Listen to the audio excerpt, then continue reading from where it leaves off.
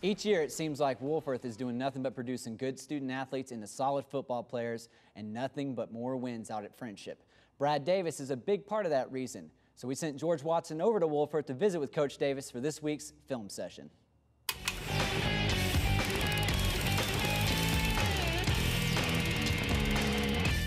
Welcome back to The Fever, everybody, for this week's film session, and we're lucky to be in the film room for the Friendship Tigers and head coach Brad Davis. Coach, thanks for letting us in for a little bit. Sure. The Tigers coming off the bye week this week, got a big game against Big Spring. Coach, this district looks like it's going to be a war every week, top to bottom, front to back. You're going to have to be ready to play every week.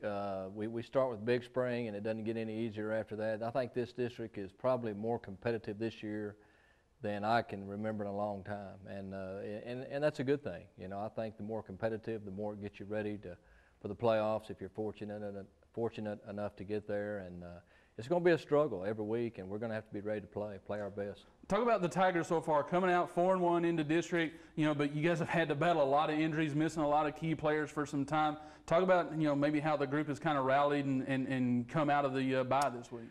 Well, it's been kind of a deal where we've gotten to play a lot of kids that normally wouldn't have gotten to play.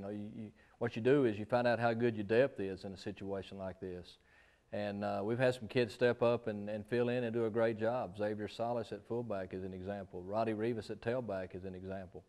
And we've had some kids fill in on defense when we lost Ashton Hastings and Jordan Ellis.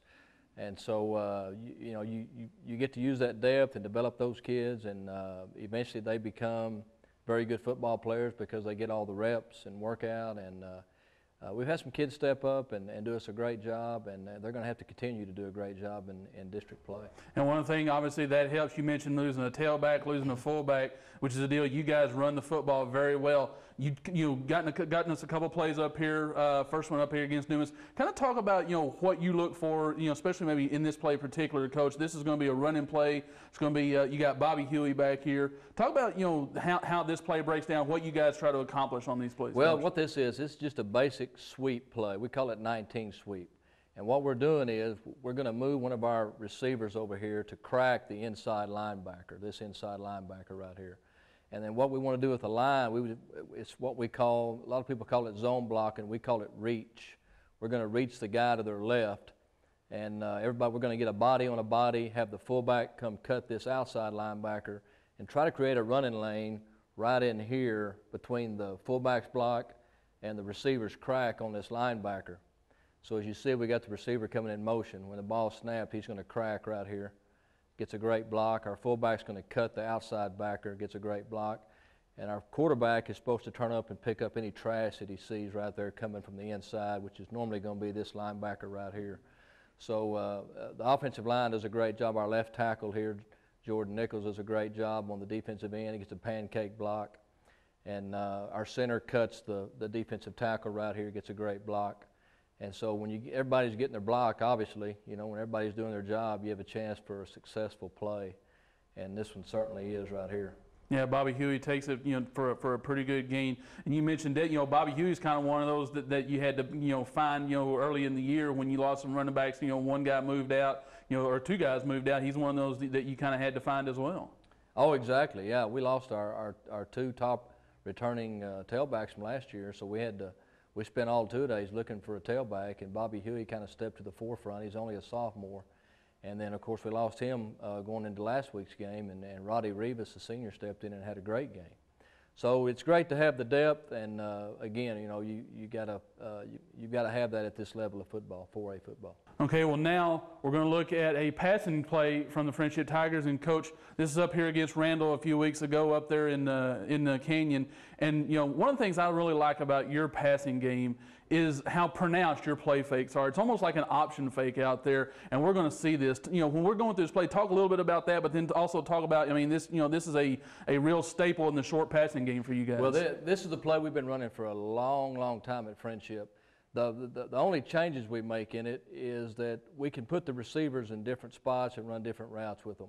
The fullback and the tailback and the quarterback never change on this play. It's something that they do every time we run this play. And basically, the fullback is always going to be in the flats. We call this 57 pass. And the tailback, we rely on the quarterback and tailback to get a great fake and the quarterback to ride the tailback up in the hole, which is supposed to help hold this defensive end and anybody else out here that might think we're trying to run the football. And that will open up the fullback. And if the fullback happens to be covered, then we have the other two receivers here that are going to be on routes. And so it gives us, we kind of flood the area. We have three receivers we can throw to at any time. We can run it to the one receiver side and bring a receiver from the back side and get him on play side. So we're always going to have three receivers on play side. And if you'll watch the fake here, you'll watch this defensive end suck in on the fake. And we even get some, I think this guy here is going to suck in also, which opens up the fullback. So let me run it and talk about it a little bit. Now our blocking scheme on the play side, we're going to secure the gaps, the A gap and the B gap with the guard and tackle. And then we're going to hinge block from the center and guard and tackle away from the side we're faking to, so that we can get full protection on this. We have to rely on the defensive end to take the fake, and if you'll see right there, he does tackle the tailback, which is what we want. And then we got these two receivers. This one here is on a corner route. The inside receiver's on a corner route, and the outside receiver's on a seam route. So from this tight angle, you'll see that we're going to hit the fullback. And if I'll get out of the way here, hit the fullback, and he will get into the end zone. Yeah, it's basically a deal. I mean, you know, because of the play fake, you don't, you know, that sucks guys in. They don't have enough people out there to cover, and you basically got your choice receiver. I mean, because even, you know, I think it's Dallas Croyle out there is open out there. I'll show you the wide angle in a minute. And Dallas Croyle is wide open. He could have thrown to Dallas. Yeah. But we always tell him to check the fullback first. And so he checks the fullback, sees that he's open, and throws it to him. And we'll look at the wide angle, and you'll see that Dallas is also open. And the other beauty part about this play is, if they do happen to cover all three receivers, it opens up a running lane for the quarterback. Right. So we've got it's kind of a pass-run option. And I'll get to the wide angle, and I'll show you how he could have thrown to Dallas here. As we're doing there, talk about, you know, the play fake. I mean, is that why make it? I mean, because most people will just say, you know, use the empty hand, but I mean, you guys make it pretty pronounced out there. Well, we have to. We have to in order to sell the run. Yeah. We want the inside backers and the defensive end to believe that we're giving the tailback the football. And if you just give a hand fake, it's not going to get it done. We've experienced that in the past. You have to get the good ride, and we spend a lot of time working on this play fake. And if you'll see right here, we get the good ride, and then the quarterback gets some depth, and you'll see our outside receiver, Dallas Croyle, going up the seam. He could have thrown to him just as easily as a fullback. They have one guy playing pass here, and we have three receivers on routes. That's certainly going to be to our advantage, and you should score when that happens, and we do right here. Well, like you say, it's a play, it's a staple that's been part of Friendship for a long, long time. It's a play that they've pretty much run to perfection, and you know, you can see why Friendship is always one of the top teams in the area. Coach Davis, we appreciate you letting us come in this week. Thank you, George. Appreciate y'all being here. All right. Thank you. When we come back, we'll run down this week's games, and I'll have my picks right here on the Fever.